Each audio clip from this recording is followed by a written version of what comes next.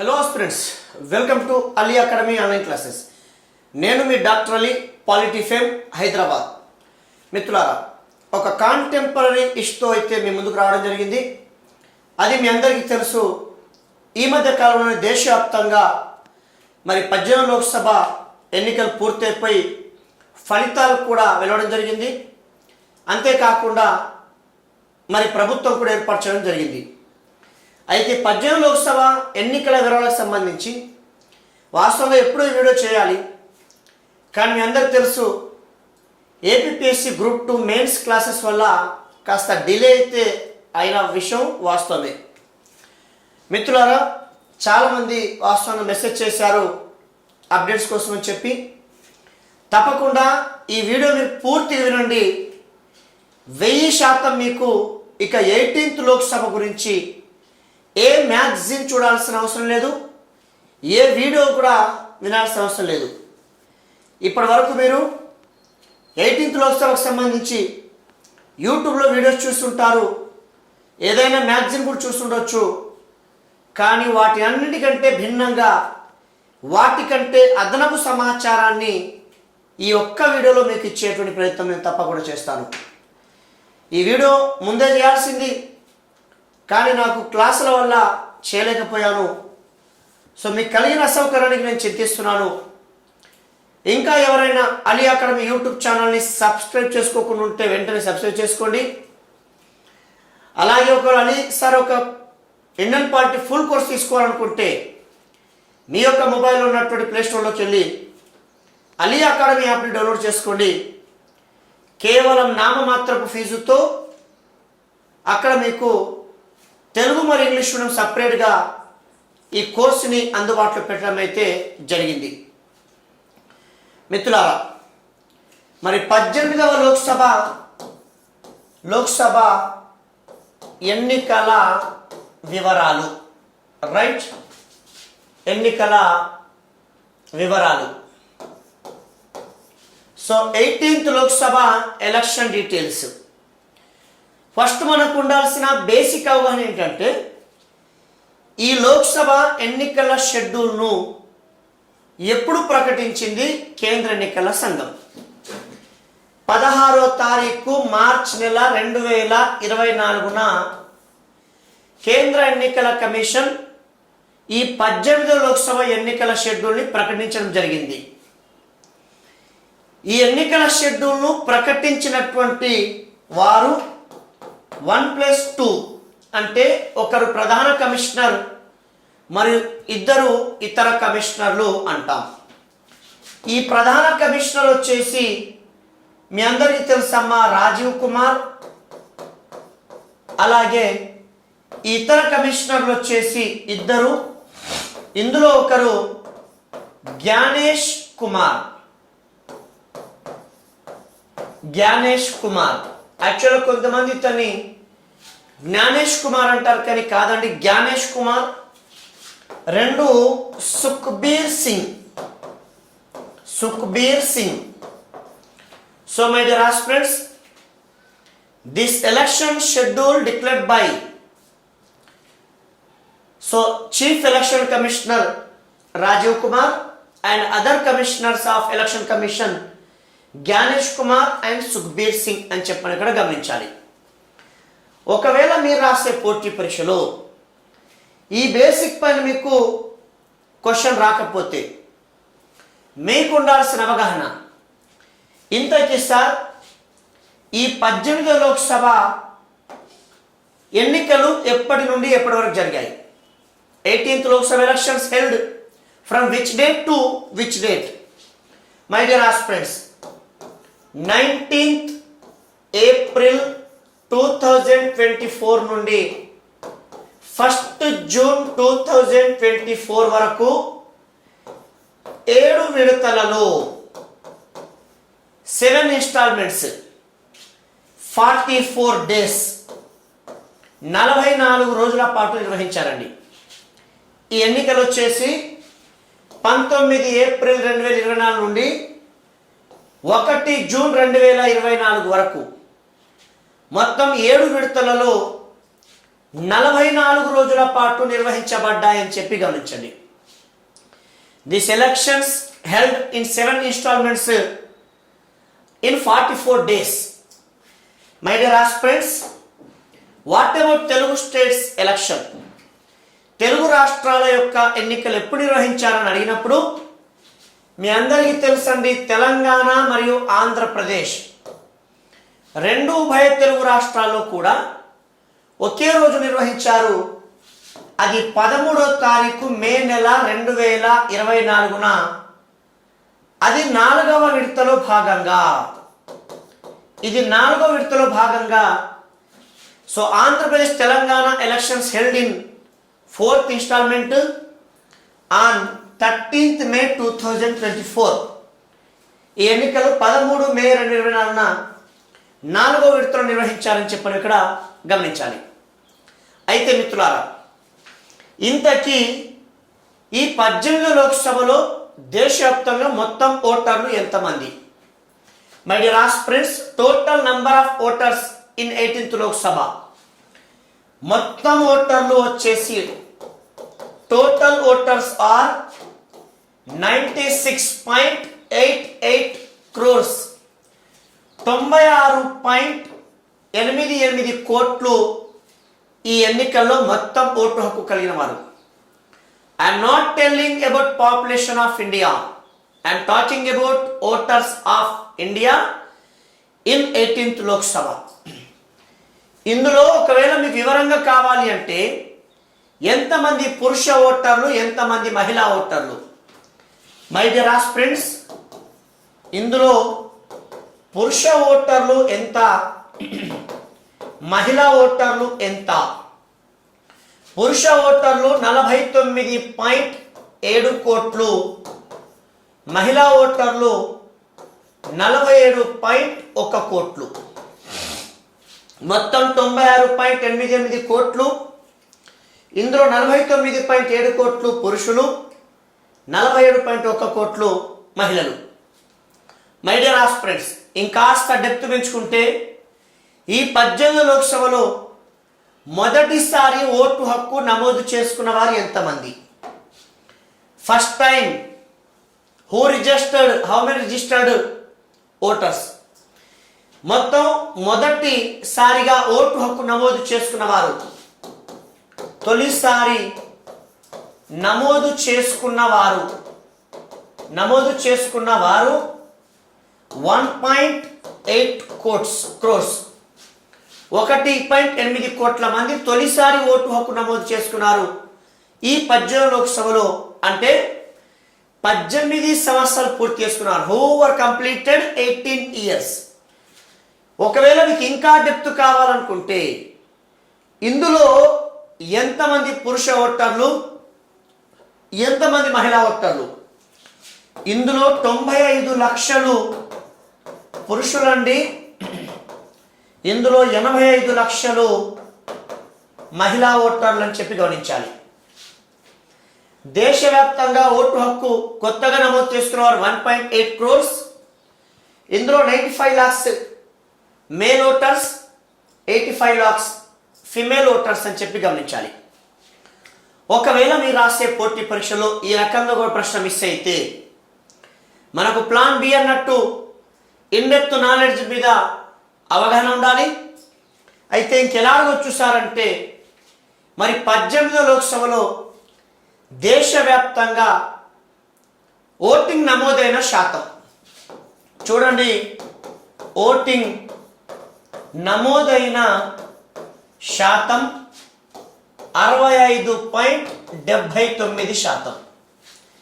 ఈసారి 18 లోక్సభలో మొత్తం పోలింగ్ నమోదైన శాతం 65.79%. 65.75%. Sorry, 65.79%. So 65.79%. So total voting percentage in 18th Lok Sabha, అంటే అన్ని విడతలు కలిపి. అయితే ఒకవేళ హైలీ అడ్వాన్స్ క్వశ్చన్ అడగాలనుకుంటే ఎగ్జామినర్ అడగొచ్చు, భారతదేశంలో అత్యధికంగా పోలింగ్ నమోదైన లోక్సభ అత్యధికంగా పోలింగ్ నమోదైన లోక్సభ. అత్యధికంగా పోలింగ్ నమోదైన లోక్సభ ఏది సార్ అంటే, ఇప్పుడు మీరు అనుకోవచ్చు 18th లోక్సభ కావచ్చు సార్, 65.79% అని అనుకుంటారు. కాదు, ఇలా భారతదేశంలో అత్యధిక రికార్డ్ సృష్టించింది 17th లోక్సభ 17వది, బికాస్ 67.11%. అంటే చూడండి, 18th లోక్సభలో 65.79% అయితే దేశంలో రికార్డు సృష్టించింది 17th లోక్సభ 67.11% అని చెప్పని ఇక్కడ గమనించాలి. ఒకవేళ మీరు రాసే పోటీ పరీక్షలో పర్సెంటేజ్ పైన క్వశ్చన్ రాకపోవచ్చండి. నమోదు అంటే ఓటు హక్కు వినియోగించుకున్న వారు అంటాడు, అంటే ఇక్కడ పర్సెంటేజ్కి బదులుగా ఎంత మంది అంటాడు. మై డియర్ ఆస్పిరెంట్స్, ఈసారి 18వ లోక్సభలో దేశవ్యాప్తంగా 64.2 కోట్ల మంది ఓటేశారు. చూడండి, శాతం అంటే 65.79%. ఎంతమంది ఓటేశారంటే 64.2 కోట్లు. ఇక్కడ గమనించండి, 64.2 కోట్లు అంటే 64,20,00,000. ఇది ప్రపంచ రికార్డ్. బికాస్ ప్రపంచంలో 64.2 కోట్ల మంది ఓటు హక్కు వినియోగించుకోవడం ఇది మొదటిసారి. This is the world record to 64.2 crores utilized vote in at a time. So ప్రపంచంలో మొదటిసారి అమ్మ ఇలా 64.2 కోట్ల మంది ఓటు హక్కు వినియోగించుకోవడం. కాబట్టి ఇది ప్రపంచ రికార్డ్ అని చెప్పి గుర్తుపెట్టుకోండి. అంతేకాదు, ఒకవేళ ఇదే సమయంలో మీరు రాసే పోటీ పరీక్షలో సార్ ఇంతకీ ఈ 18వ లోక్సభలో ఎన్ని స్థానాలకు ఎన్నికలు జరిగాయి? అదేముంది సార్, ఈజీ కదా, 543. No, you are wrong. 543 కాదు, 543 స్థానాలకు గాను 542 స్థానాలకు ఎన్నికలు జరిగాయి. అదేంటి సార్ 543 కదంటే కాదండి, 542కే జరిగాయి. ఎందుకు సార్ అంటే, ఒకటి ఏకగ్రీవం, ఇట్ మీన్ యూనియన్ మాస్. ఒకటి ఏకగ్రీవమైంది యూనియన్ మాస్. కాబట్టి ఇక్కడ ఏకగ్రీవమైనటువంటిది ఒకటి వదిలేస్తే 542కి ఎలక్షన్ జరిగాయి. ఇప్పుడు చాలా మంది చేసే తప్పు, 542 అంటారు, ఒకటి ఏకగ్రీవం అంటారు, కానీ వివరాల్లోకి వెళ్ళరు. మీరు వివరాల్లోకి వెళ్ళండి. కారణం ఏంటంటే, రేపు అడుగుతాడు, ఇంతకీ ఏకగ్రీవమైన రాష్ట్రం ఏది, ఆ నియోజకవర్గం ఏంటి, ఆ అభ్యర్థి ఎవరు? బికాజ్ ఏకగ్రీవం కాబట్టి అతను ఏ పార్టీ? మిత్రులారా, ఏకగ్రీవమైనటువంటి రాష్ట్రం గుజరాత్, నియోజకవర్గం వచ్చేసి సూరత్. అక్కడ అందరి చేత బీజేపీ విత్డ్రా చేయించింది, ఈవెన్ కాంగ్రెస్ అభ్యర్థి చేత కూడా. సూరత్. ఇక ఎవరింతకి ఇక్కడ ఏకగ్రీవమైంది? ముఖేష్ దలాల్. ఏ పార్టీ? బీజేపీ. మిత్రులారా, ఇక్కడ 543 స్థానాలకు గాను 542 స్థానాలకు ఎన్నికలు జరిగాయి. గుజరాత్ రాష్ట్రంలోని సూరత్ నియోజకవర్గం ఏకగ్రీవమైంది. ఈ ఏకగ్రీవమైనటువంటి అభ్యర్థి ముఖేష్ దలాల్. అతను ఏ పార్టీ సార్ అంటే బీజేపీ పార్టీ అని చెప్పి చెప్పుకుంటాం. ఇకపోతే అమ్మ, మీరు రాసే పోటీ పరీక్షలో ఇంతకీ సార్ ఈ ఎన్నికల ఫలితాలు ఎప్పుడు ప్రకటించారు? ఈ ఎన్నికల ఫలితాలు వచ్చేసి ఎప్పుడు ప్రకటించారంటే మీ అందరికీ తెలుసు, 4వ తారీఖు జూన్ నెల 2024న కేంద్ర ఎన్నికల కమిషన్ ఎన్నికల ఫలితాలను ప్రకటించడం అయితే జరిగింది. అయితే ఈ ఎన్నికల ఫలితాలకు సంబంధించి సాధారణంగా క్వశ్చన్ ఎలా వస్తుందంటే, 18వ లోక్సభలో అత్యధిక స్థానాలు గెలుపొందినటువంటి పార్టీలను వరుస క్రమంలో అమర్చండి అంటాడు. అసెండింగ్ డిసెండింగ్ అంటాడు. అందుకే ఇందులో అత్యధిక స్థానాలు గెలుపొందిన పార్టీలు ఏంటివి, వారి ప్రాతినిధ్యం ఏంటిది అనేటువంటిది మనకు కావాలి. అందుకే ఈ ఫలితాల్లో దేశంలో అత్యధిక స్థానాలు గెలుపొందిన పార్టీ బీజేపీ, బీజేపీ తర్వాత ఐఎన్సి తర్వాత మనకు ఎస్పీ అంటే సమాజ్వాదీ పార్టీ, అఖిలేష్ యాదవ్ ఉత్తరప్రదేశ్ మాజీ ముఖ్యమంత్రి పార్టీ, ఎస్పీ తర్వాత టీఎంసీ అంటే తృణమూల్ కాంగ్రెస్ పశ్చిమ బెంగాల్ ముఖ్యమంత్రి మమతా బెనర్జీ పార్టీ. యాక్చువల్గా 4 సరిపోతాయండి, ఆప్షన్స్ 4 కాబట్టి. కానీ ఇంకోటి తెలుసుకుందాం. 5 డిఎంకే అంటే ద్రావిడ మున్నేట కజకం తమిళనాడు ముఖ్యమంత్రి ఎంకే స్టాలిన్ పార్టీ. 5 సరిపోతాయి, కానీ 6 తెలుసుకుందాం. ఎందుకంటే ఇవాళ తెలుగు రాష్ట్రాల్లో అత్యధిక స్థానాలు భారతదేశంలో పొందిన 6వ party TDP party, Telugu Desam party. 6 సరిపోతాయి, కానీ ఇంకో పార్టీ తెలుసుకుందాం. అది యూటర్నుల పితామహుడు అంటారు. అంటే ఎప్పుడు ఏ పార్టీతో పోతారో తెలియదు. ప్రస్తుతం మీ అందరికీ తెలుసమ్మా, బీజేపీ ఇవాళ నరేంద్ర మోడీ ప్రధానిగా ఉన్నారంటే ఇద్దరి వల్లనే. ఎందుకంటే అది చంద్రబాబు నాయుడు, నితీష్ కుమార్. అది జేడీయూ పార్టీ, అది జేడీయూ పార్టీ అంటే జనతాదళ్ యునైటెడ్ బీహార్ ముఖ్యమంత్రి నితీష్ కుమార్. చివరి 2 పార్టీలు ఎప్పుడు హ్యాండ్ ఇస్తే అప్పుడు కేంద్రంలో ప్రభుత్వం పడిపోతుంది. సో అందుకే మొత్తంగా 7 పార్టీలు తీసుకున్నాం. ఈ 7 పార్టీలు తీసుకోవడానికి ఇంకో కారణం కూడా ఉంది. అదేంటంటే 18వ లోక్సభలో 10 స్థానాల కంటే ఎక్కువ పొందిన పార్టీలు ఇవి మాత్రమే. 10 స్థానాల కంటే ఎక్కువ, about 10 seats got parties, only 7 in India. So అందుకే ఇవి తీసుకున్నాం. ఇకపోతే మరి అత్యధిక స్థానాలు పొందిన పార్టీలు పొందిన స్థానాలతో జతపరచుమంటే we have to know that number of seats. BJP 240, Congress INC 99, SP 37, TMC 29, DMK 22, TDP 16, JDU 12. మిత్రులారా, ఇవి భారతదేశంలో అత్యధిక స్థానాలు గెలుపొందిన పార్టీలు మన 18th లోక్సభలో. ఒకవేళ మీరు రాసే పోటీ పరీక్షలో అత్యధిక స్థానాలు గెలుపొందినటువంటి పార్టీల పైన ఒకవేళ క్వశ్చన్ మిస్ అయితే నెక్స్ట్ మనం ఫర్దర్ కూడా ప్లాన్ చేసుకోవాలి. అది ఎలా సార్ అంటే, సార్ 18 లోక్సభలో దేశవ్యాప్తంగా పోటీ పడిన మహిళలు ఎంతమంది? మిత్రులారా, మహిళలు వచ్చేసి 797. దేశవ్యాప్తంగా పోటీ పడిన మహిళలు 797. ఇందులో ఎన్నికైన మహిళలు ఓన్లీ 74, కేవలం 74. సో దేశవ్యాప్తంగా పోటీ పడిన మహిళలు 797, ఇందులో ఎన్నికైన మహిళలు కేవలం 74. ఇక్కడ ఒక స్టాండర్డ్ బిట్ రావచ్చు.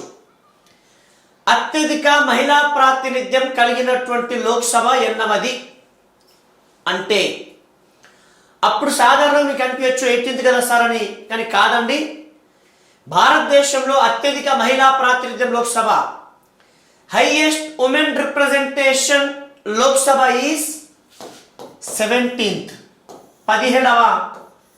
ఎంత సార్ అంటే 78 మంది. భారతదేశంలో ఇప్పటిదాకా అత్యధిక మంది మహిళలు ఎన్నికైన లోక్సభ అది 17వది 78. బట్ 18 లోక్సభలో ఎంత సార్ అంటే కేవలం 74 మంది అని గుర్తుపెట్టుకోండి. ఒకవేళ సార్ మరి 18వ లోక్సభలో 18th లోక్సభలో ఏపీ నుండి ఎంతమంది మహిళలు, తెలంగాణ నుంచి ఎంతమంది మహిళలు? ఏపీ నుండి వచ్చేసి 3, తెలంగాణ వచ్చేసి 2. ఈసారి ఏపీ నుండి ముగ్గురు అనేసరికి ఒకటి నంద్యాల నుంచి ఎన్నికైనటువంటి బైరెడ్డి శబరి తెలుగుదేశం పార్టీ, రెండు రాజమండ్రి నుండి పురంధేశ్వరి గారు బీజేపీ, మూడు అరకు టి రాణి గారు వైఎస్ఆర్ కాంగ్రెస్ పార్టీ. ఇక తెలంగాణ రెండు, ఒకటి మహబూబ్ నగర్ బీజేపీ అభ్యర్థి డికే అరుణ స్వల్ప మెజార్టీతో బయటపడ్డారు. రెండు వరంగల్ కడియం కావ్య శ్రీహరి గారి కూతురు కాంగ్రెస్ అభ్యర్థి గెలిచారు. ఇది ఈసారి తెలుగు రాష్ట్రాల ప్రాతినిధ్యం. ఒకవేళ మీరు రాసే పోటీ పరీక్షలు సార్ దేశవ్యాప్తంగా ఎన్నికైన 543 మందిలో అందరికంటే పెద్ద వయస్కులు ఎవరు? అతి పెద్ద వయస్కులు ఓల్డెస్ట్ ఎంపీ అంటారండి. ఓల్డెస్ట్ ఎంపీ 18th లోక్సభ అందరికంటే పెద్ద వయస్కులు, అతని పేరే టిఆర్ బాలు. సార్ అందరికంటే పెద్ద వయస్కులు అన్నారు, మరి ఎంత సార్ వయసు అంటే చెప్పండి. 82 ఇయర్స్, 82 ఏళ్ళు. అంటే దిగిపోయే నాటికి 87 ఏళ్ళు అన్నమాట. అలాగే చాలామంది చేసే తప్పు ఇదే, అతిపెద్ద వయస్కులు అని పేరు వయసు పరిమితం అవుతారు. కాదండి, ఇతను ఏ రాష్ట్రం, ఏ నియోజకవర్గం, ఏ పార్టీ? టిఆర్ బాలు తమిళనాడు రాష్ట్రంలోని శ్రీపెరంబుదూర్ నియోజకవర్గం. ఇతను ఏ పార్టీ అంటే డిఎంకే పార్టీ. దేశంలో అతిపెద్ద వయస్కులు కలిగిన MP, oldest MP TR Baalu 82 years. He is from Tamil Nadu, belongs to Sri Perambudur constituency and his party is DMK, ద్రావిడ మున్నేట కజకం. ఒకవేళ యంగెస్ట్ ఎంపీ అతి చిన్న వయసులో ఎవరు? అతి చిన్న వయసులో ఎవరు సార్ అంటే చెప్పండి. పుష్పేంద్ర సరోజ్. ఇతను ఎంత సార్ అంటే జస్ట్ 25 years 3 months 3 days. ఒక రకం చెప్పాలంటే భారతదేశంలో ఇప్పటి వరకు ఇంత చిన్న వయసులో ఎవరు ఎన్నిక కాలేదు. ఇతనే 25 సంవత్సరాల 3 నెలల 3 రోజులు జస్ట్ 25 కంప్లీట్ అయ్యాడు. ఆ తర్వాత ఎంపీ అయ్యాడు. అలాగేనమ్మా ఇతను మరి ఏ రాష్ట్రం? ఉత్తరప్రదేశ్. ఏ నియోజకవర్గం? కౌశంబి. ఏ పార్టీ? SP party, Samajwadi party. ఇంతకుముందు అతిపెద్ద వయస్కులు, ఇతను అతి చిన్న వయస్కులు. ఒకవేళ మీరు రాసే పోటీ పరీక్షలు ఇది కూడా మిస్ అయితే నెక్స్ట్ మీ ముందుకు రాబోతున్న ప్రశ్న, 18 లోక్సభకి ఎన్నికైన వాళ్ళలో అత్యధిక మెజార్టీతో గెలుపొందిన వారెవరు?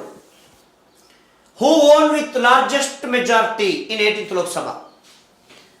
చూడండి, అత్యధిక మెజార్టీతో గెలిచినటువంటి వారు ఎవరు సార్ అంటే చెప్పండి. అతని పేరే శంకర్ లల్వాణి. శంకర్ లల్వాణి. ఈ శంకర్ లల్వాణి వచ్చేసి 11,75,092 ఓట్లతో విజయం సాధించారు. నిజంగా చెప్పాలంటే ఇది భారతదేశ రికార్డ్. ఇంతవరకు 11,75,092 ఓట్స్ ఎవరికి రాలే మెజార్టీ. కనుక ఇది భారతదేశంలో రికార్డు. ఇది అత్యధిక మెజార్టీ గెలిచిన శంకర్ లల్వాణి. రేపు అడుగుతారండి ఇతను ఏ రాష్ట్రం అంటే మధ్యప్రదేశ్. నియోజకవర్గం ఎక్కడ అంటే ఇండోర్. ఇతను ఏ రాజకీయ పార్టీ అంటే బీజేపీ. ఇతను ఏ రాజకీయ పార్టీ? బీజేపీ. యాక్చువల్ ఇక్కడ ఏమైందంటే కాంగ్రెస్ బలమైనటువంటి పార్టీ అభ్యర్థి ఉండేవాడు ఇక్కడ. కానీ బీజేపీ తను కిడ్నాప్ చేసింది అనే ఒక ఆరోపణ వచ్చింది. ఫైనల్గా తను విత్డ్రా చేసుకున్నాడు ఆ యొక్క కాంగ్రెస్ అభ్యర్థి. అలా విత్డ్రా చేసుకున్న తర్వాత ఇక బీజేపీ కూడా పోటీ లేకుండా పోయింది. అయితే అప్పుడు కాంగ్రెస్ పార్టీ ఏం పిలుపునిచ్చిందంటే, చూడండి ప్రజలారా, మా అభ్యర్థిని బీజేపీ భయభ్రాంతులకు గురి చేసి విత్డ్రా చేపించింది. ఈ ఒక్కసారి ఇండోరు మేధావులారా, ప్రజలారా, కాంగ్రెస్ పార్టీని అభిమానించే కార్యకర్తలారా, మీకు కాంగ్రెస్ పార్టీ అంటే అభిమానం ఉంటే ఈ ఒక్కసారి మా ఓటుని నోటా కోటేయని పిలిపించింది. ఈ ఒక్కసారి మా ఓటుని నోటా కోటేయమని చెప్పి పిలిపించింది కాంగ్రెస్ పార్టీ. అప్పుడు నమ్మలేని నిజం ఏంటంటే, ఇండోర్ అనేటువంటి లోక్సభ నియోజకవర్గంలో నోటా నన్ ఆఫ్ ద ఎబో దీనికి 2,18,674 ఓట్లు పడ్డాయమ్మా. ఇది భారతదేశంలో రికార్డు. ఇప్పటివరకు ఇంత ఓట్లు ఎక్కడ వల్లే నోటాకు? కారణం ఏంటంటే, కాంగ్రెస్ పార్టీ ఇచ్చిన పిలుపుతో ఇలా ఇండోర్ లోక్సభ నియోజకవర్గంలో 2,18,674 ఓట్లు నోటాకు పడ్డాయి. అందుకే అత్యధిక మెజార్టీతో గెలుపొందిన నియోజకవర్గం అంటే ఇండోరే. అత్యధిక నోటా ఓట్లు పడ్డింది కూడా ఎక్కడంటే ఇండోర్లో అని చెప్పి గమనించండి.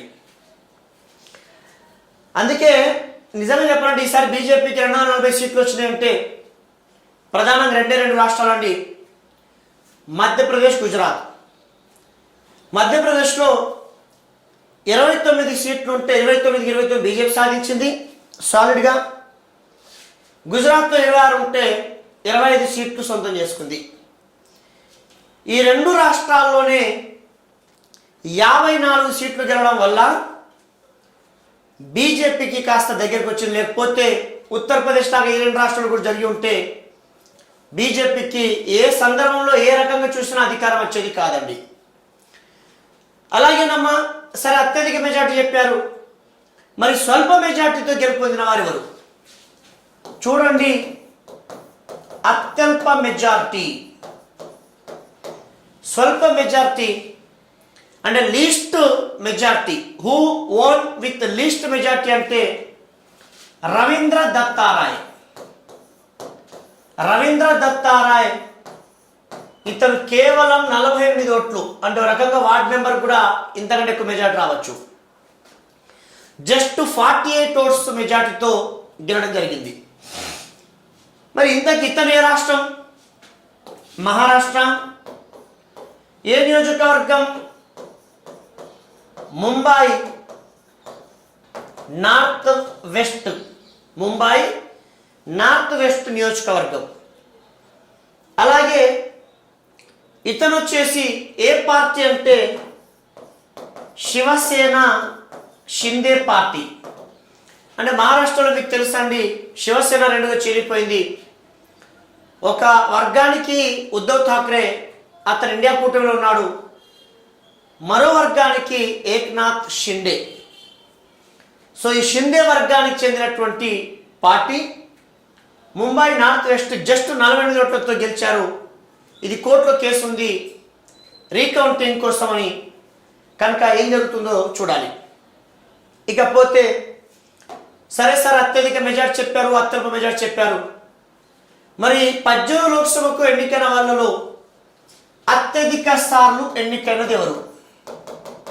అత్యధిక సార్లు ఇలాంటి క్వశ్చన్ మీకు వస్తే అత్యధిక సార్లు ఎన్నికైన వారిలో 1 వీరేంద్ర కుమార్ అండి, 2 సురేష్ కొడికొన్నిల్. వీళ్ళిద్దరు కూడా అత్యధిక సార్లు ఎన్నికైనటువంటి రికార్డు సాధించారు. వీరేంద్ర కుమార్ 8 సార్లు, సురేష్ కొడికొన్నిల్ కూడా 8 సార్లు. Both are won 8 times.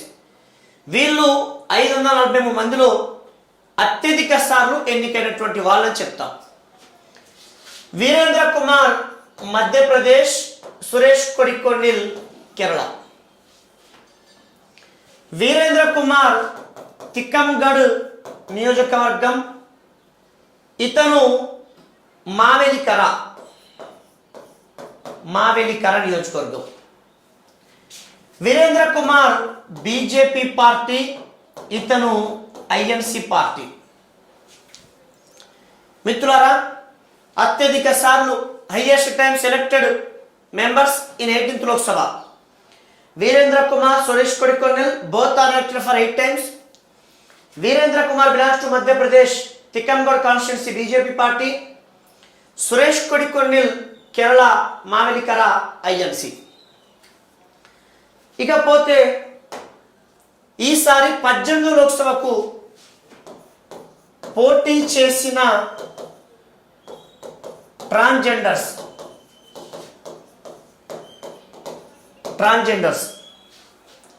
అలాగే ఎన్నికైన స్వతంత్రులు, అలాగే ఎన్నికైన ముస్లింలు, ఎన్నికైన సిట్టింగ్లు, అలాగే తొలిసారి ఎన్నికైన వారు. చూడండి, పోటీ చేసిన ట్రాన్స్జెండర్స్ అంటే హిజ్రాలు ముగ్గురు, వాళ్ళు ఎవరు ఎన్నిక కాలేదు, జస్ట్ పోటీ చేశారు, అందుకే పోటీ చేశారని రాశాను. No one elected. ఎన్నికైన స్వతంత్రులు 7 ఎన్నికయ్యారు అంటే ఇండిపెండెన్స్. ఎన్నికైన ఎలక్టెడ్ ముస్లిమ్స్ 24, ఎన్నికైన సిట్టింగ్లు 213 అంటే గత లోక్సభలో ఉండి మళ్ళీ ఈసారి ఎన్నికైతే వాళ్ళని ఏమంటామంటే సిట్టింగ్లు అంటాం. ఉదాహరణకి హైదరాబాద్ ఎంపీ అసదుద్దీన్ ఓవైసీ, అలాగే కిషన్ రెడ్డి తెలంగాణలో, వీరు సిట్టింగ్లు. ఏపీలో ఉదాహరణకి అవినాష్ రెడ్డి, రామ్మోహన్ నాయుడు శ్రీకాకుళం, ఇలా గత లోక్సభలో ఉండి మళ్ళీ గెలిస్తే సిట్టింగ్లు అంటాం. ఇక తొలిసారి ఎన్నికైన వారు 280 అంటే ఫస్ట్ టైం ఎలక్టెడ్. ఎగ్జాంపుల్ తెలంగాణలో కడియం కావ్య మొదటిసారి ఎన్నికైనటువంటి వారు. ఇలా తొలిసారి ఎన్నికైన 280. ఇకపోతే మరి 18వ లోక్సభ సమావేశాలు ఎప్పుడు ప్రారంభమయ్యాయి? 24 జూన్ 2024న 18th Lok Sabha sessions were started on 24/6/2024. అయితే ఈరోజు యాక్చువల్గా ప్రొటెం స్పీకర్ బాధ్యతలు చేపడతారు. మీ అందరికీ తెలుసమ్మా, సాధారణ ఎన్నికల అనంతరం నూతన సభ్యులందరి చేత ప్రమాణ స్వీకారం చేయించడానికి భారత రాష్ట్రపతి ప్రొటెం స్పీకర్ నియమిస్తారు. ఈసారి ప్రొటెం స్పీకర్ 18th లోక్సభకు ఎవరు సార్ అంటే భర్తృహరి మెహతాబ్. ఇతని విషయంలో కాస్త వివాదమైంది. వాస్తవంగా ప్రొటెం స్పీకర్ అనేటువంటిది అత్యధిక సార్లు ఎన్నికైన వాళ్ళకి ఇవ్వాలి. మీకు అత్యధిక సార్లు ఎన్నికైంది తెలుసు, వీరేంద్ర కుమార్, సురేష్ కొడికొన్నెల్. వీరేంద్ర కుమార్ గత లోక్సభలో 17th ప్రొటెం స్పీకర్ కాబట్టి ఈసారి సురేష్ కొడికొన్నెల్కి ఇవ్వాలి. కానీ బీజేపీ భర్తృహరి మెహతాబ్ ఇచ్చారు. ఇతను యాక్చువల్గా 7 సార్లు ఎన్నికయ్యారు. ఇతను ఏ రాష్ట్రం అంటే ఒరిస్సా, ఏ నియోజకవర్గం అంటే కటక్. ఇతను కటక్ నుంచి వరుసగా 7 సార్లు ఎన్నికయ్యారండి. ఇతను వచ్చేసి 1998 అంటే 12వ లోక్సభ నుంచి 2024 వరకు అంటే 18వ లోక్సభ వరకు వరుసగా 7 సార్లు ఎన్నికయ్యారు. ఇతను ఏ పార్టీ అంటే ప్రస్తుతానికి బీజేపీ. కానీ తను 18th లోక్సభ కంటే ముందు ఇతను బీజేడీ పార్టీ అంటే బిజు జనతా దళ్ పార్టీ. ఎలక్షన్స్కి ముందు ఇతను బీజేడీ నుంచి బీజేపీలోకి వచ్చారు. ఆ తర్వాత గెలిచారు. ఈసారి ప్రొటెం స్పీకర్గా పనిచేశారు. భర్తృహరి మెహతాబ్ ఉన్న ప్రత్యేకత ఏంటంటే భారతదేశ వ్యాప్తంగా మొత్తం ఎంపీలు 788 మంది అంటే 543 లోక్సభ, 245 రాజ్యసభ. ఇందులో ఎవరైతే గౌరవంగా క్రమశిక్షణతో హుందాగా ఉంటారో, తమ నియోజకవర్గ ప్రజలకు ఉత్తమ సేవలు అందిస్తారో అలాంటి వాళ్ళకి బెస్ట్ పార్లమెంటరీ అవార్డు ఇస్తారు సంవత్సరానికి ఒకరికి. అయితే భారతదేశంలో ఇప్పటివరకు 25 మందికి బెస్ట్ పార్లమెంట్ అవార్డు ఇచ్చారు. చివరికి 2017 వరకు ఇచ్చారు, తర్వాత ప్రకటించలేదు, ప్రకటిస్తారంట. సో చివరిసారిగా బెస్ట్ పార్లమెంటరీ అవార్డు అందుకున్న వ్యక్తి ఎవరంటే భర్తృహరి మెహతాబే. ఏ సంవత్సరానికి గానంటే 2017 గాను.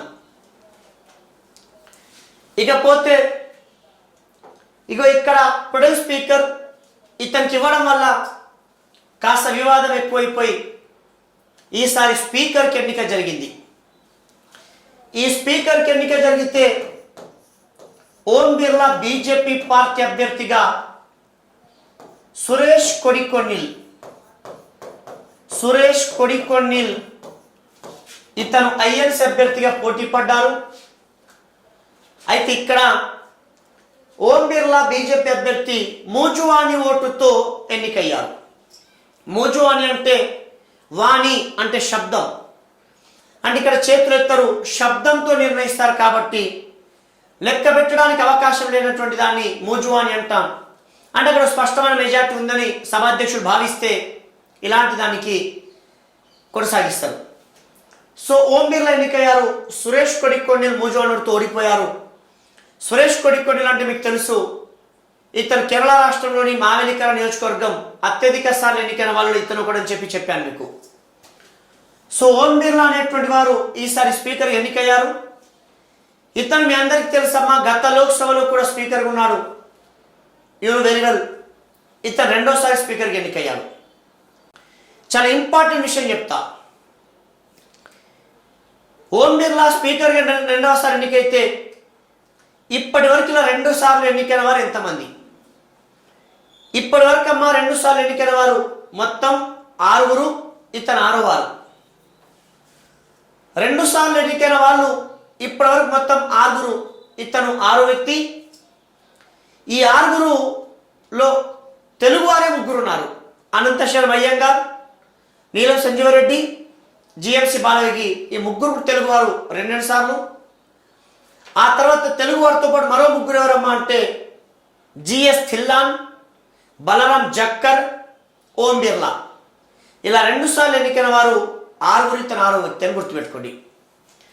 ఆ తర్వాత ఓం బిర్లా బీజేపీ పార్టీ నుండి స్పీకర్కి ఎన్నికైన ఎన్నో వారు అడిగితే ఇతను బీజేపీ పార్టీ నుండి 2వ వారు. ఆ పార్టీ నుండి మొదటి వ్యక్తి సుమిత్రా మహాజన్ 16 లోక్సభకు 2014 నుంచి 19 పనిచేశారు. ఇగో 2వ వ్యక్తి ఓం బిర్లా అని చెప్పండి. ఓం బిర్లా ఎక్కడ సార్ అంటే రాజస్థాన్ రాష్ట్రం కోటా నియోజకవర్గం. ఏ నియోజకవర్గం? కోటా. ఈ కోటా నుండి ఇతను ఇప్పటివరకు లోక్సభకు 3 సార్లు ఎన్నికయ్యారు అని చెప్తాం. మిత్రులారా, ఇగో ఇలా దీనికి సంబంధించి ఇక 18 లోక్సభ అంటే ఇంపార్టెన్స్ ఒక విషయం చెప్తాను.